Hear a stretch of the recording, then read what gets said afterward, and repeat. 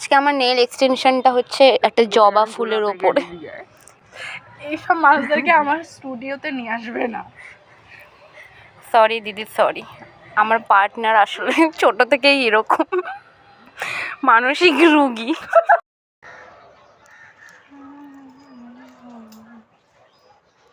এটা বড় বড় আর্টিস্টকেও হার মানাবে।